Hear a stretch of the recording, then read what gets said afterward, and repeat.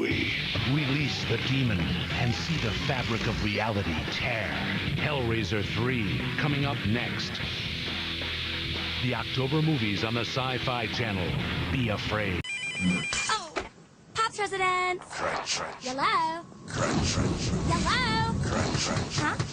Crunch, crunch. Crunch, crunch. Crunch, crunch. Hi, sweetie. Like, please don't eat me.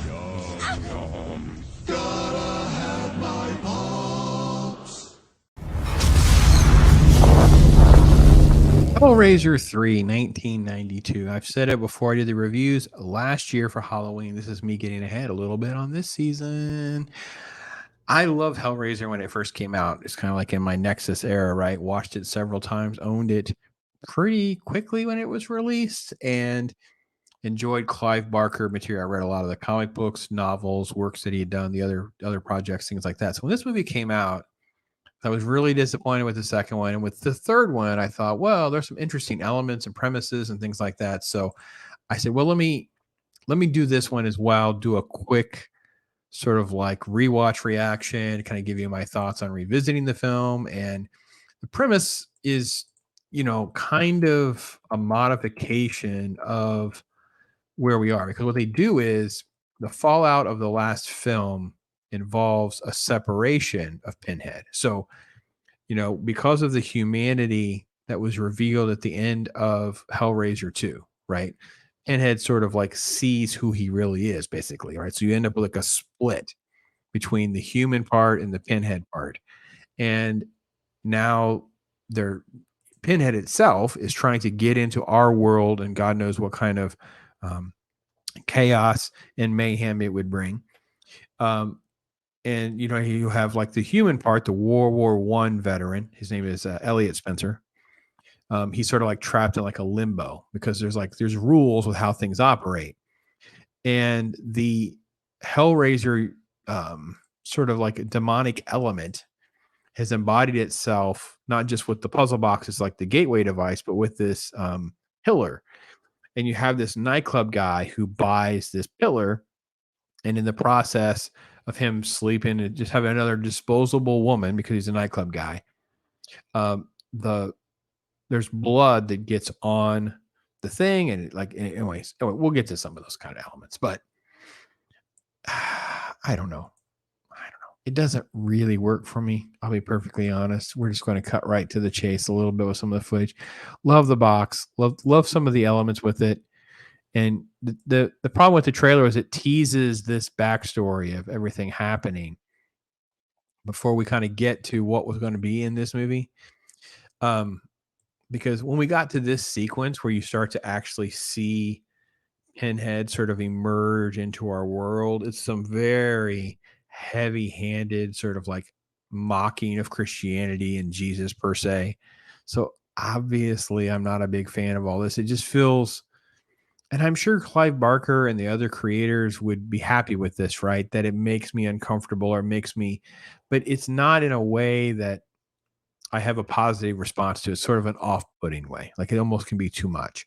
I think you could have done what they're doing without going that far. Anyway, but director Anthony Hickox is the guy who does this. By the way, he has a little cameo. They're surfing. The main character, she's just the female heroine of this movie. Doc is her cameraman. He's surfing channels at one scene, and then there's a quick shot of them talking to the director of this movie, which I thought was kind of fun. But this sequence of I am the way and this is my body and all that stuff, it was just way too on the nose for me. Did not care for any of this at all.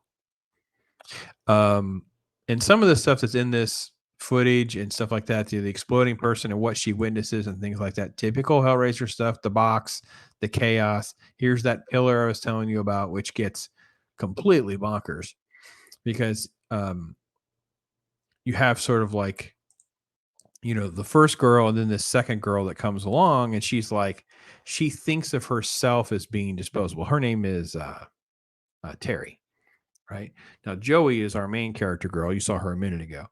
And you have sort of like this taking under the wing kind of thing, but she kind of ends up back with the club guy. Well, she ends up injuring him, and then Pinhead just starts talking to her like, well, give me him then. He doesn't care. He just wants blood. So as long as he gets blood, he's going to get his way. And then when Pinhead comes through, Pinhead attacks, the whole nightclub, the whole thing. All of this stuff with Pinhead like absorbing people and then starts talking. That effect was not good. I guess it was fine for its time. It just, I just, it become comical. It become Sharknado to me. It become very cheesy. It just, even though there's premises that I think are not terrible and are interesting or kind of fun, that one I didn't like. They never really kind of define what the dimensional thing is to where Spencer is. There's like, this is the flashback to him becoming Pinhead, which I thought was one of the coolest things that I remember from the entire series, to be honest, was all of that.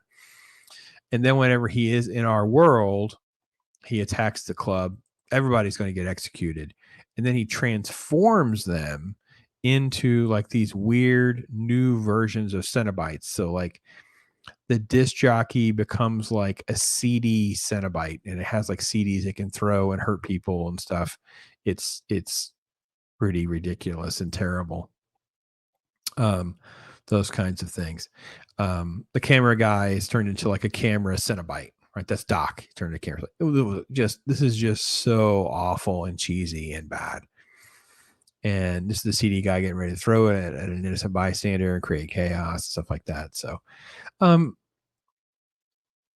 this is just cut out of order, the chaos at the end. And this is them at this end where they have like this sort of like, it's not separation. This is them coming back together again, because once Spencer's put back into the mix, and he can sort of like counterbalance the evil that is Pinhead and getting back under control. And then therefore, when she stabs him, he can actually go back to hell where he belongs.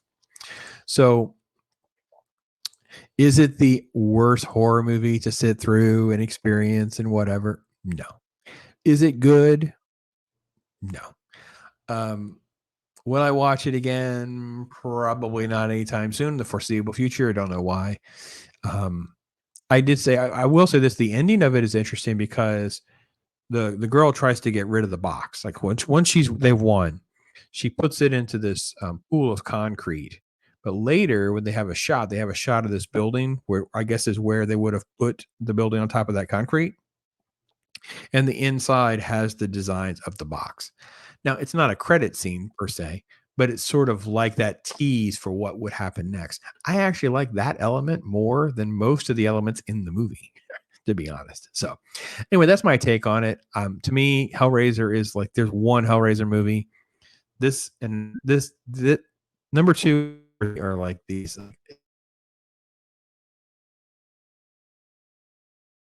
It's been like one time and done. I've no desire to really watching it unless you guys are like, this one's really good. Try it. I tried watching the new one. I just couldn't get into the female Pinhead and some of the other Cenobite elements of the story. I just know it's modern from getting ahead of that season. You guys take care. Talk to you soon. I am Pops.